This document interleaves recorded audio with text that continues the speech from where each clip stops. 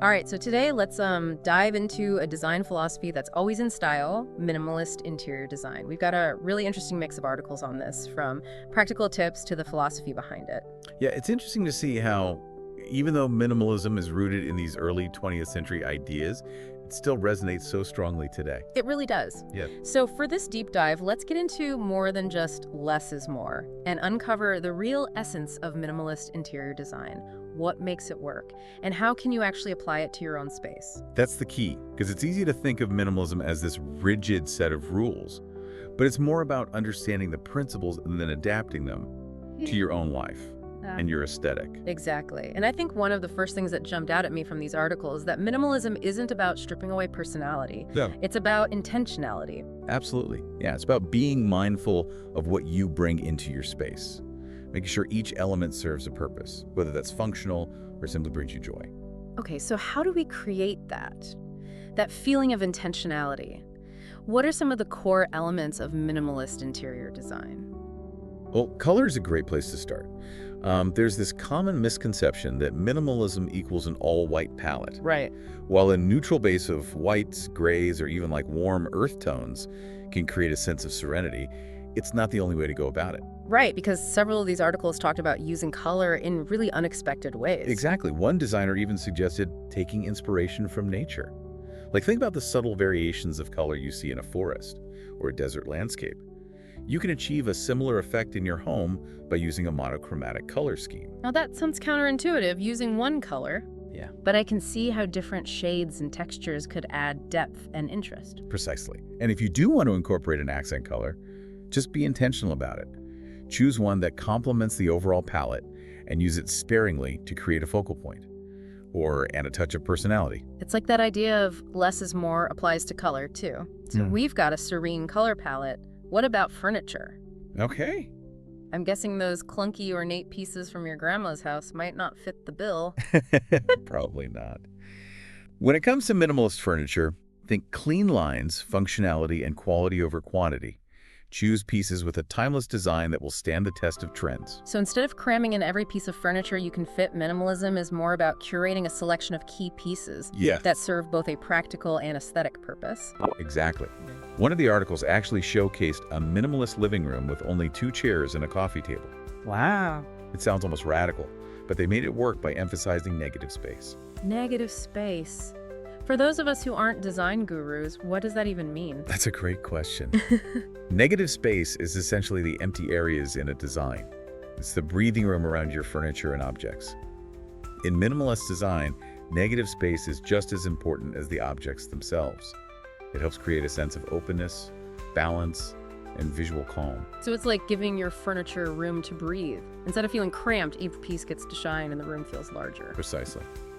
Now, when choosing your furniture, consider materials that complement the minimalist aesthetic. Natural materials like wood linen or even concrete can add warmth and texture without feeling too fussy.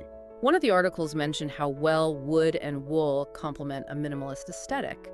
It brings a natural element inside. Exactly. They add a tactile richness without feeling fussy or overwhelming. Speaking of natural elements, we can't forget about lighting. Oh yes, natural light is basically minimalist gold, isn't it? You could say that maximizing natural light is key to creating that sense of airiness and openness. Think large windows, maybe even skylights if you're up for it. And definitely ditch those heavy drapes. Out with the heavy drapes, let the sunshine in. But what about when the sun goes down? I imagine strategic artificial lighting is important too. Absolutely. Instead of cluttering the space with tons of lamps, consider things like recessed lighting, cove lighting, or even a statement pendant light that acts as a focal point while providing illumination. Speaking of focal points, I loved how one article mentioned that even minimalist spaces benefit from having one. They absolutely do. Yeah. It could be a striking piece of artwork, a colorful rug, or even a piece of furniture with a unique silhouette. A focal point draws the eye and adds a touch of personality without overwhelming the senses. But remember, keep it to just one main focal point so it doesn't compete with the other elements in the room. So it's all about finding that balance. Simplicity with personality. Now let's talk about the elephant in the room, or rather the lack thereof, decluttering. Okay. It's almost synonymous with minimalism, but these articles presented a really interesting take on it. That's right. Decluttering is essential in minimalist design, but doesn't mean you have to get rid of everything. It's about being mindful of what you bring into your space and making sure each item earns its keep. So it's more about being intentional with your belongings than adhering to some strict set of rules. Precisely. Ask yourself, does this item serve a purpose? Do I truly love it? Does it contribute to the overall feeling I want to create in my space? It's like Marie Kondo meets intentionality. Now let's say you've decluttered and you're left with the essentials. Where does everything go? Storage seems key, but I'm guessing those plastic bins from the grocery store don't exactly scream minimalist chic. Laughs, you're on the right track. Storage is crucial in a minimalist space, but it needs to be integrated thoughtfully. Instead of clunky bins, think sleek, handleless cabinets that blend seamlessly with the wall. Oh, I love those. They almost look like they're part of the architecture, not just storage units. Exactly. And don't forget about hidden storage solutions. One source mentioned utilizing the space under beds with built-in drawers or incorporating built-in shelving that blends seamlessly with the wall. It's all about maximizing functionality while maintaining that clean, minimalist look. So we're talking about creating a sense of calm and intentionality through color furniture choices and decluttering. But minimalism isn't just about creating a visually appealing space, it's also about how it makes you feel, right? Absolutely. One of the articles described it as designing a life you love starting with your home. And I think that really gets to the heart of it. It's about creating a space that supports your well-being, reduces stress, and brings you a sense of peace. That resonates with me. I think a lot of us are craving that sense of calm, especially in our homes, which are supposed to be our sanctuaries. Exactly. And that's the beauty of minimalism. It allows you to create a space that reflects your values and supports your well-being.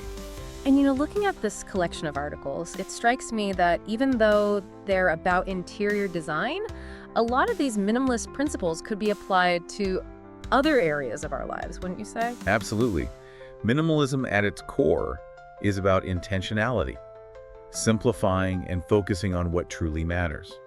And those are principles that can be applied to our schedules, our digital lives, our relationships. Really any aspect of life, they could benefit from a little more intention and a little less clutter. Yeah, it's like that old saying, a cluttered space equals a cluttered mind, but like in reverse. Right. By simplifying our physical spaces, maybe we can create more mental and emotional space as well. That's a powerful way to put it. And, one of the things that struck me from these articles is that minimalism isn't about deprivation. It's about making conscious choices about what you allow into your life, both physically and mentally. So it's not about living with 2 chairs and a blank wall. Right. Unless that truly brings you joy. Exactly. It's about figuring out what brings you joy and peace and then designing your life around those things. Exactly. And sometimes that might mean letting go of things that no longer serve us. Yeah. Whether it's physical clutter commitments that drain our energy or even thought patterns that don't contribute to our well-being. Yeah, it's almost like a minimalist approach to life in general, wouldn't you say? Absolutely. It's about being mindful and intentional in all areas of our lives. And, it's interesting to think about how the principles we discussed today, like embracing negative space, using color and light strategically, and focusing on quality over quantity, how those ideas could translate into other areas. Such an intriguing thought. So instead of cramming our schedules full, maybe we embrace some negative space in our days for rest and reflection. Or instead of saying yes to every obligation, we prioritize the relationships and activities that truly light us up. Exactly. It's about applying that same sense of intentionality and purpose to everything we do. This has been such an eye-opening conversation. I feel like I've gained a whole new perspective on minimalism, and not just in terms of interior design. You too. It's amazing how a deep dive into one topic can spark so many connections and insights into other areas of life. It really... Well, on that note, we've reached the end of our deep dive into minimalist interior design. Hopefully you're feeling inspired to simplify your spaces and maybe even your lives. We'd love to hear your takeaways. Absolutely. What resonated with you most? What are some ways you're thinking about incorporating minimalist principles into your own life? Head over to our social media pages and share your thoughts, your minimalist design journeys, your decluttering triumphs, or even your biggest challenges. We're all on this journey together. And until next time, happy designing.